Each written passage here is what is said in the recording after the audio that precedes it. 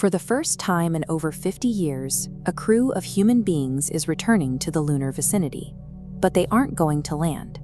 Instead, the Artemis II mission is a 10-day, 695,000-mile round trip designed to push the Orion spacecraft to its absolute physical limits. Out in the vacuum, the 4 astronauts will conduct manual proximity operations. They will intentionally override the automated flight software and take manual control of the capsule. If a computer glitches 200,000 miles from Earth, the crew needs to be able to take the stick. The hardware has to prove it can keep them breathing and navigating when things go wrong. Before any nation can build permanent habitats at the lunar South Pole, engineers must guarantee that the transit vehicle works under extreme duress. Introducing 4 humans, like pilot Victor Glover, into this mechanical equation adds intense biological constraints. Keeping a crew alive and functional for 10 days means the life support systems have zero margin for error. Every logistical detail is mapped out mathematically. Space food experts design 189 specific menu items, sealed in pouches and warmed on specialized trays, to maintain exact caloric and nutritional balances for each astronaut. The psychological demands are equally rigorous. The crew is supported by a rotating team of Capcoms on the ground, and they carry a plush zero-gravity indicator named RISE, a direct tribute to the iconic Earthrise photograph taken during the Apollo 8 mission. To truly validate this biological and mechanical life support network, Orion has to be sent further into the void than any crewed spacecraft in history. By April 6th, the outbound transit ends. Orion begins its high-speed lunar approach. This bar chart compares human distance records in space. You can see Artemis II surpassing the Apollo 13 crew, reaching a new maximum distance of 252,760 miles away from Earth. The crew then begins a 7-hour lunar observation period. But why risk humans to look at the moon when robotic probes have already mapped the surface?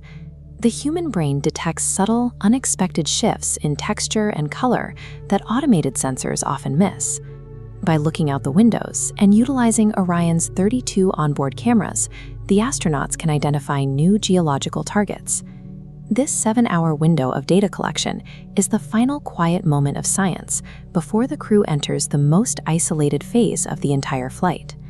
Exactly at 6:44 p.m. Eastern, the telemetry streams on these consoles stop updating. Mission Control loses all communication with the spacecraft.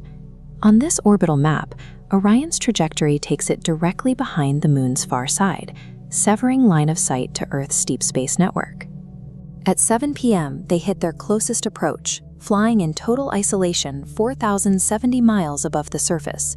For 40 minutes, human override from the ground is impossible. If a thermal system fails or a propulsion valve sticks, the crew is completely dependent on Orion's autonomous systems to keep them alive. At 7:25 p.m., the signal is reacquired. Telemetry resumes, confirming the crew and the spacecraft survived the dark side intact. Surviving this intense period of isolation proves that Orion's autonomous software and life support hardware execute perfectly under extreme operational duress. The mission comes to a violent end on Friday, April 10 at 8:07 p.m. Eastern as the capsule slams into the Earth's atmosphere. After splashdown off the coast of San Diego, military recovery teams extract the crew by helicopter, delivering them directly to the USS John P. Murtha. Doctors immediately conduct post-mission medical evaluations on board the ship. These tests provide the final, vital pieces of data required to understand the physiological toll of deep space. With the crew safely back, Artemis II successfully validates the core propulsion, navigation, and life support systems of the Orion capsule. This flowchart timeline illustrates how that hardware validation serves as a direct green light for the upcoming Artemis III mission, which will test highly complex orbital docking maneuvers. Those docking maneuvers then pave the way for the physical deployment of Phase 1 moon base infrastructure at the lunar South Pole in 2028.